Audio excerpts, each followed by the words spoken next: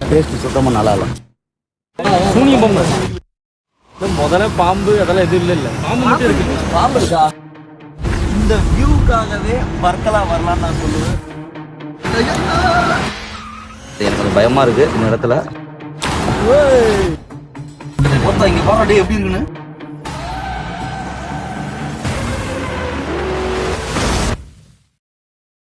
ரொம்ப நாளா நான் டீம்ல இருந்து எங்கேயாவது கூட்டிட்டு போங்கன்னு சொன்னாங்க. ஸோ திடீர்னு நம்ம வர்க்கலா ட்ரிப்பை பிளான் பண்ணோம். என் i20 கரெக்டாக க்ளீன் பண்ணிட்டு நம்ம கார்த்திக் காருக்கு பூஜையை போட்டு நைட் ஒரு 7:30 போல தேங்காயை உடைச்சிட்டு நம்ம பவானிலேருந்து நம்ம வந்து கிளம்பணும். ஸோ பவானிலேருந்து கிளம்பும்போது கரெக்டாக பெட்ரோல் பங்க்ல கிட்டத்தட்ட ஒரு 3000-4500 ரூபாய்க்கு மேலே நம்ம வந்து பெட்ரோல் போட்டு ஸ்ட்ரைட்டாகவே நம்ம வந்து அந்த கொச்சின் ஹைவே வந்து நம்ம வந்து எடுத்தாச்சு. போகிற வழியில் என்னோட கற்பகம் காலேஜில் இருந்து ஒரு நல்ல ஃபோட்டோஸ்லாம் எடுத்தோம். கிட்டத்தட்ட 20 நிமிஷமா நம்ம டீம்கிட்ட வந்து இந்த காலேஜில் என்னென்ன பண்ணேன் அப்படிங்கிறது எல்லாத்தையுமே நான் எக்ஸ்பிளைன் பண்ண one of the good memory. அதே மாதிரியே இந்த கொச்சின் டனல் இந்த ரோட்ல போறவங்க எல்லாத்துக்குமே one of the favourite. And then night ஒரு 4:30 மேல நம்ம வந்து அந்த இடத்துல ரீச் ஆயிட்டோம் வர்க்கலாவை. அண்ட் தென் ரூம் பிளான் பண்ணோம். ரூம் பிளான் பண்ண மாதிரியே நம்ம வந்து இப்போ அந்த வீடியோல காமிக்கிறோம் பாருங்க. இந்த பாம் பே அப்படிங்கிற இந்த ரெசிடென்சில தான் நாங்கள் வந்து பிளான் பண்ணி தங்கணும். கிட்டத்தட்ட 5 பேருக்கு வெறும் 2700 ரூபாய் தான் வந்து ரூமோட சார்ஜ் ஆச்சு. ரூம்ல இருந்த 2 பேருமே ரொம்ப ரொம்ப எக்ஸலண்டா பார்த்துட்டாங்க. இவர் தான் அந்த சேட்டா.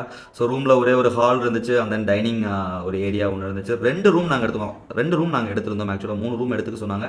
நாங்கள் 5 பேர் இருக்கிறதுக்கு 2 ரூம் போதும் அப்படின்னு எடுத்திருந்தோம்.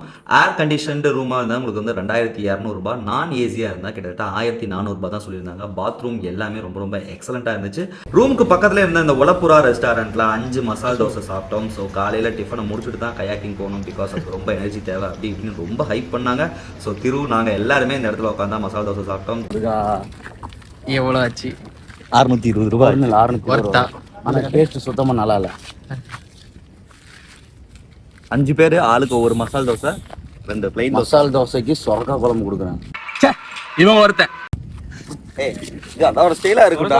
தண்ணி குழம்பு. அதே மாதிரி இங்க இருக்கிற எல்லா ஃபுட்டுமே வந்து தேங்காய் எண்ணெயில ரெடியா இருக்கிறதுனால நாம வந்து தேங்காய் எண்ணெய் தான்.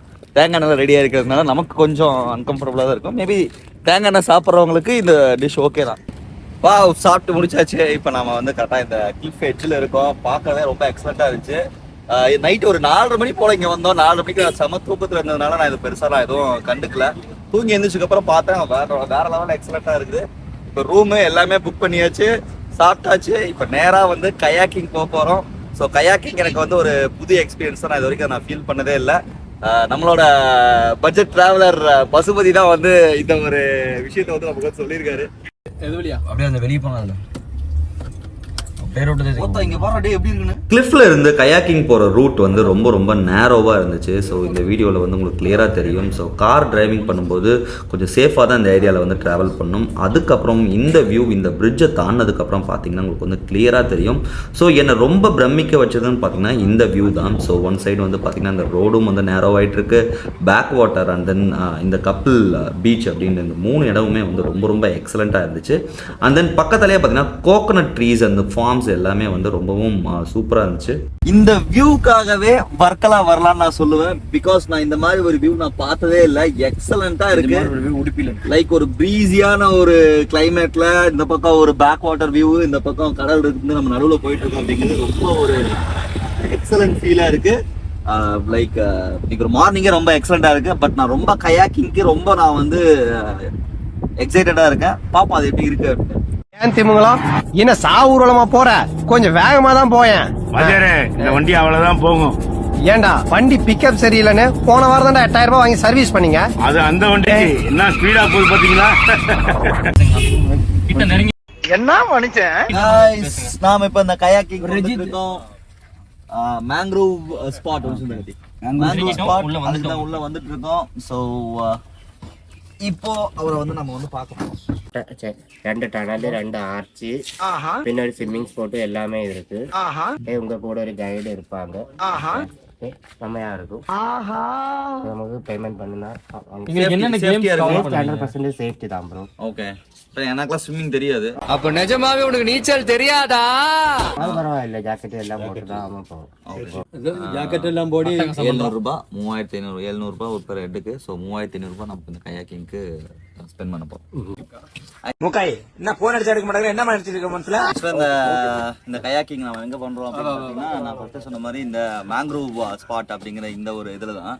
நம்ம இந்த வழியா வந்தோம், பட் நம்ம அவங்களோட பில்டிங் வந்து அங்க இருக்கிற காரணத்தினால ஸோ நம்ம இப்ப இந்த போட் மூலியமா இவர் வந்து நம்மளை வந்து அந்த இதுக்கு கூட்டு போக போறாங்க. அங்க போயிட்டு தான் நமக்கு வந்து ட்ரைனிங்லாம் கொடுக்க போறாங்க. நான் இது வரைக்கும் பேக் வாட்டர்ல டிராவல் பண்ணதே இல்லை. காது நீ பேக் வாட்டர் போயிருக்கியா? ஹலோ நறுக்கி எரிஞ்சு புடுவேண்டி.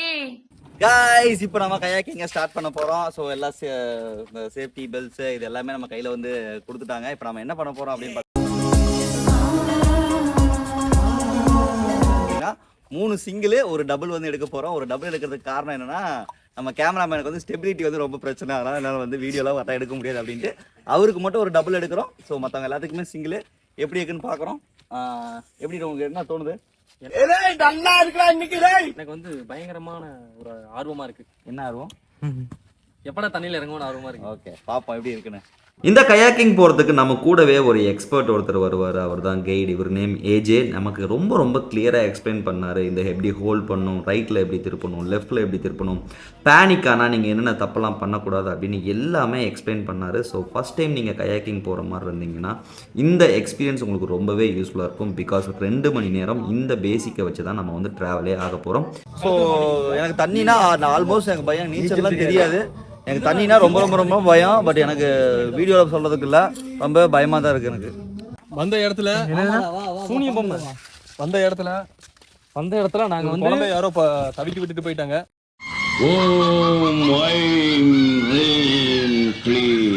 அதெல்லாம் பாருங்க விட்டு திருப்புற பாருங்க. இன்னும் முதல்ல பாம்பு அதெல்லாம் எதுவும் இல்ல. பாம்பு மட்டும் இருக்குங்களா? பாம்பு இருக்கா?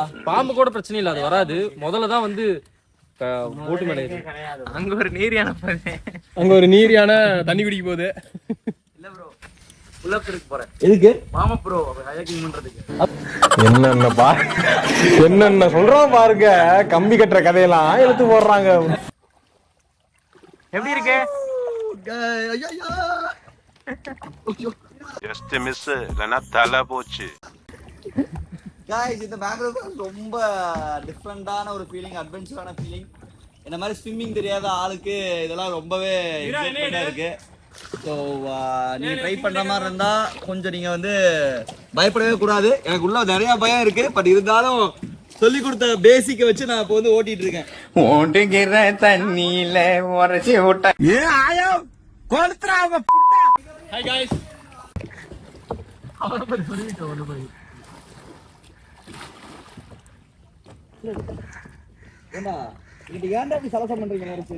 கிட்டத்தட்ட 1 மணி நேரம் நீங்கள் கயாக்கிங் பண்ணிட்டு வந்தீங்கன்னா இந்த மாதிரி ஒரு எக்ஸலண்ட்டான ஒரு வியூவை வந்து பார்க்கலாம். ஸோ இந்த இடத்துல நீங்கள் ஸ்விம்மிங் பண்ணுற மாதிரி இருந்தால் ஸ்விம்மிங் பண்ணலாம். இந்த இடத்துல ஆழம் அப்படிங்கிறது ஆல்மோஸ்ட் ஒரு 3 feet 4 feet தான் இருக்கும்.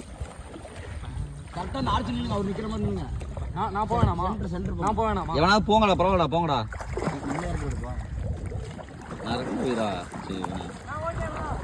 ஓகே, அதே எனக்கு தெரிஞ்ச மாதிரி எடுத்துட்டு இருக்கேன்டா. மூணா போடா, முன்னால போய் தொலை நீ.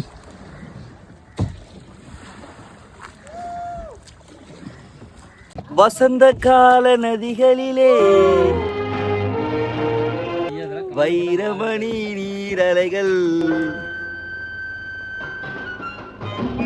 நீரலைகள் கிளப்பியதோ வசந்த கால கடுப்பலைகள்,